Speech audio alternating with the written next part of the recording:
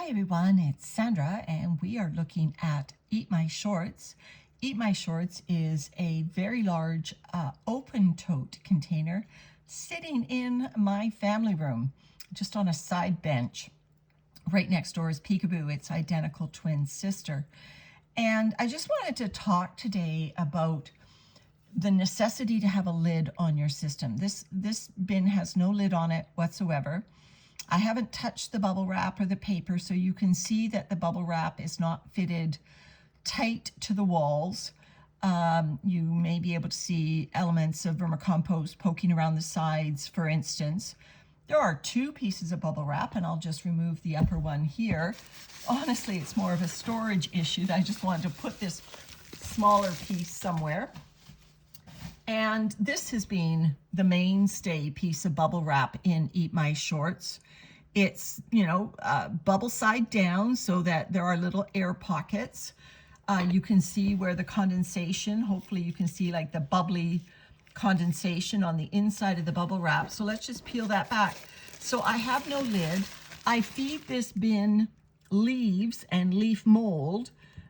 So, if you're scared about having open bins in your house, these little pill bugs that came in with the leaves, well, I presume the leaves, they're going to stay in here. They are never ever going to crawl up these walls and leave this bin.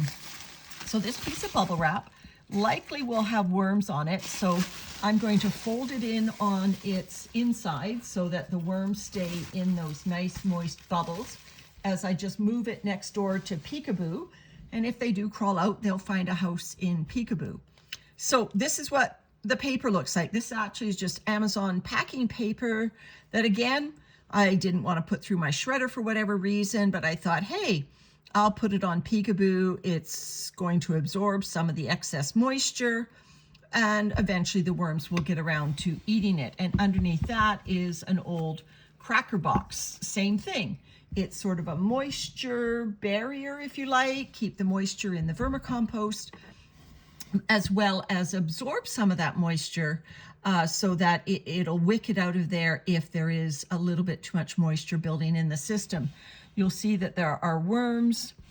There's one right there on this packing paper. So when I remove this paper along with the cracker box underneath, there are definitely going to be worms on it. You can see the worms on the surface of the vermicompost here. And so, I'm going to roll this and move it next door to Peekaboo. And there are definitely worms on it. So they will likely go live in Peekaboo, which is fine. Which is why I do this. I have these bins next door to one another. So you can see the worms that were gathering underneath that cardboard, that cracker box. There's my little pill bug, still trucking along, chewing through the larger elements of leaves in my bin. I want him to be there. And so as the worms find their way down, we'll just look at this bin. There is no threat here. To have no lid on this bin, there is no threat to my house. There is no odor. The worms obviously are not going to leave the bin just because there's no lid on it.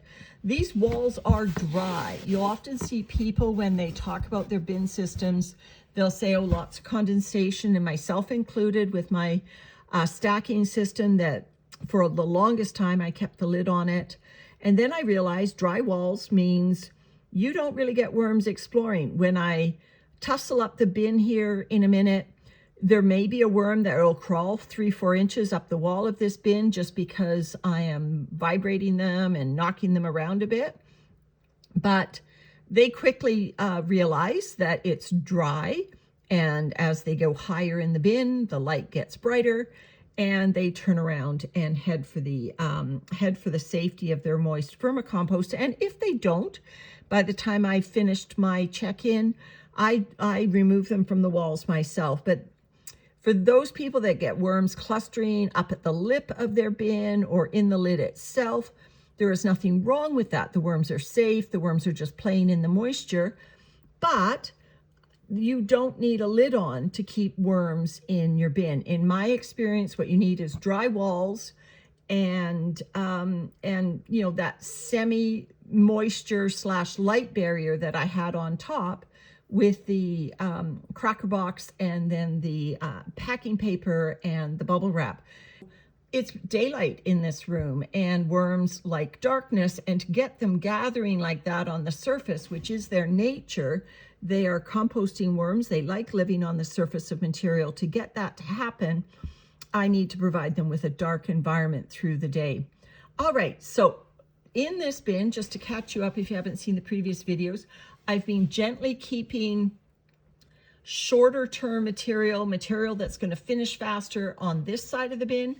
And I've been putting the leaves and things that are going to take longer to process on this side of the bin. What I do is I put a cracker box or some other piece of paper that will keep its integrity on this side. And that way I can take larger bits of material that I don't want to jumble up with this more finish end, and I can just stack them on here and we can see what's going on. So these are the leaves that I've been pulling out of that pail that I had some rainwater in it. These are the leaves, and you can see that the worms are in them. There's a couple right there. I fed underneath these leaves, so as I go down lower and lower, I'm going to get into last week's or the weeks before leaves. That's still a piece of undigestible shorts material. This is a very vibrant bin with the little pill bugs.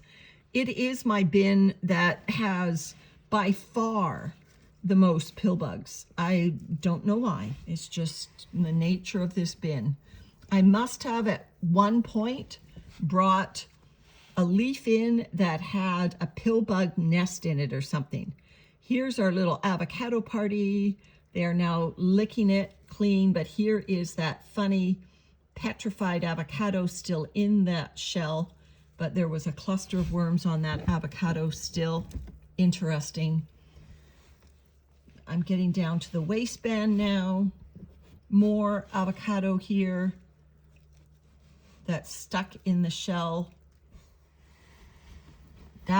It was an extremely, wasn't a rotten avocado. It was an avocado that failed to ripen. So we just went, we're just going to give these to the worms. And look at that. It's failing to rot even in the worm bin, and the worms can't eat it until it goes brown and rots. Really interesting. So here's our first climber. So there's a climber going up the wall. I'm not sure if the camera's picking that up. Anyway, so we're down now to the more finished part of this end.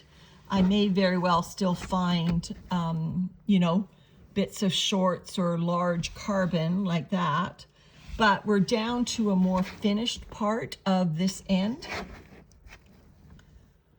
And so these are great looking castings. So what I want to do is I want to add them to the end of the bin that I'm accumulating the more finished material, so I can roll my piece of cardboard like this.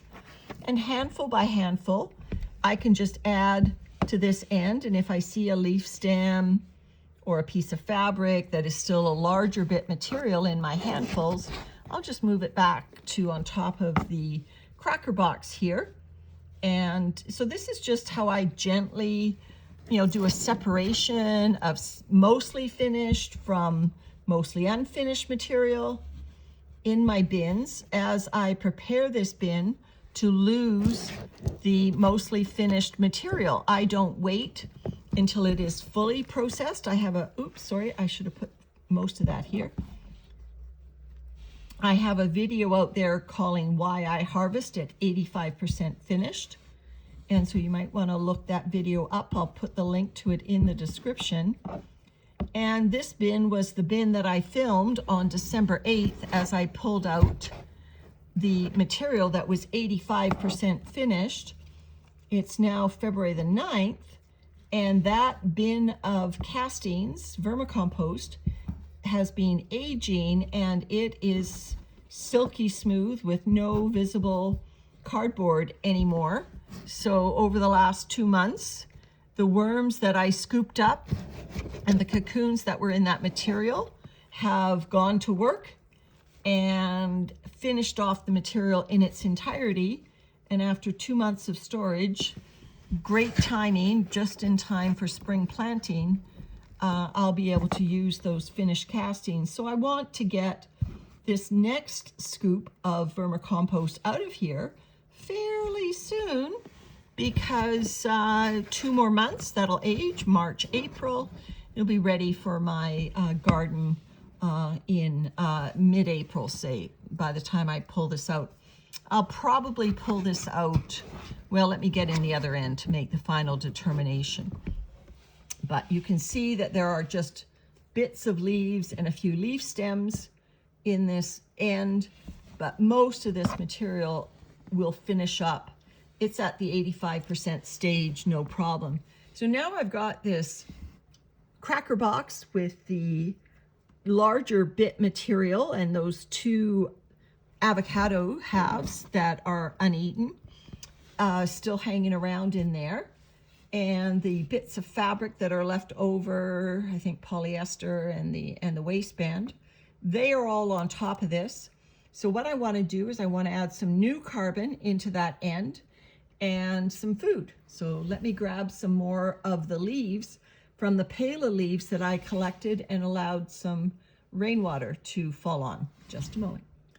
Despite the condensation and everything that we saw on the top of this bin when I first opened it, my early analysis of going through this feeding area is the moisture is just at a good level. I don't need to add dry carbon. So the carbon I'm adding is from the bottom of this pail of leaves. So it's got good moisture still, that rainwater to it. And the dry leaves that were on the top of the pail can now sink down to the bottom where the moisture was accumulating in the bucket. I'm interested to look at these leaves. I doubt these leaves have any natural worms living in them. Oh, what? No, that's a stick. I doubt they have any worms living in that bucket because they were scooped up just as leaves. No worms by the look of it moved into them. They were just leaves in a bucket, and then I just allowed some rainwater to fall. So you see how nice and moist those are. So now let me grab my food. This food is just our regular food scraps, and some of it more processed than others. There we go. So a nice feeding. Then the worms can tuck into those nice fresh leaves on the bottom that have been sitting in that bucket now for 5 or 6 weeks, building up good microbes. And now I'll just put this large bit material right back on top. And the nice thing about unloading it onto this cracker box is I can just pick up the cracker box, and hopefully it won't break, and just gently invert it. Look at all the worms on the cracker box that dove as I took them out of their area. So there they all are. They all dove to the bottom, but now they can dive down here and find their new feeding. All right, so I fed these worms. I'll just leave that cracker box there to allow the worms to go down into the feeding zone while I invert the box here.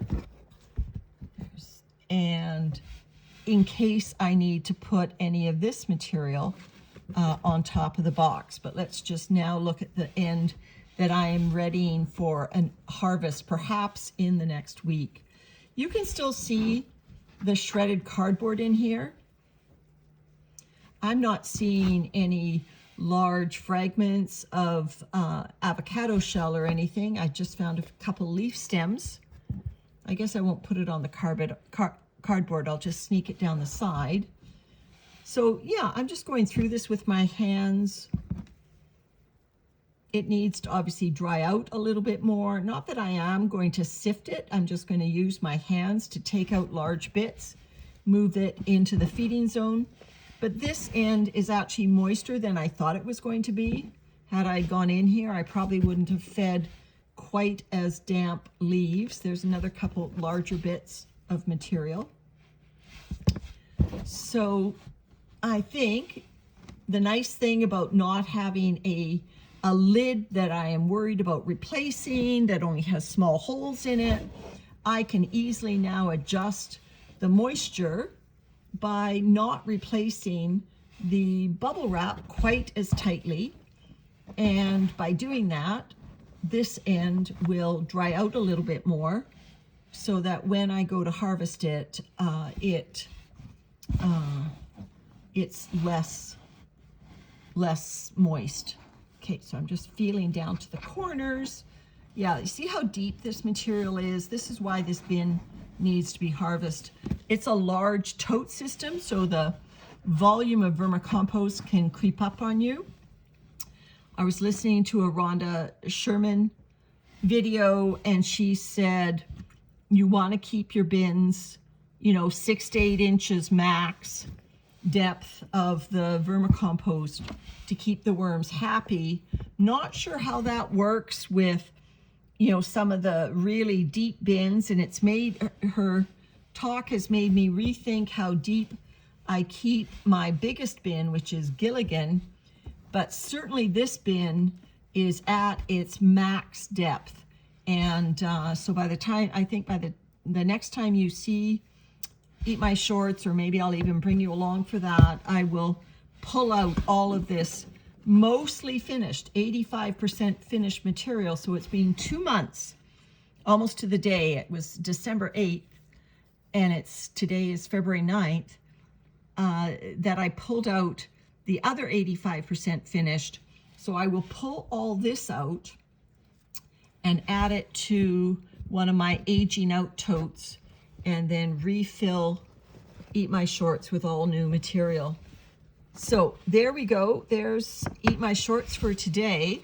So my message is just rethink whether you absolutely need that lid on your worm bins. Leave it off and just see how comfortable you are with it. I can tell you that, my experience was I started out with lids, and eventually over time I just realized that the lids were causing me more angst because the worms would, get caught up in the lid and fall out when I took the lid off, or get smushed if the lid, if I went to move the tote and squeeze the lid against the rim. It was just causing me more angst. And so by leaving the lid off, you have no smells. Moisture regulation is easier because you don't get condensation on the walls. The worms, all those worms, other than that little one that I just took off the wall there, all the worms that we're exploring have now retreated. So, they've settled. It's not as if they're going to go AWOL. And listen, I live on Vancouver Island. We've had some pretty big pressure systems go through this winter, extremes of pressure change. I call this an open tote, even though I do cover it with bubble wrap. But, the worms would be free to go. There's no barrier at all to holding these worms in. And it's just they choose to stay, which kind of makes me happy. All right, everyone. Have a good week. Bye for now.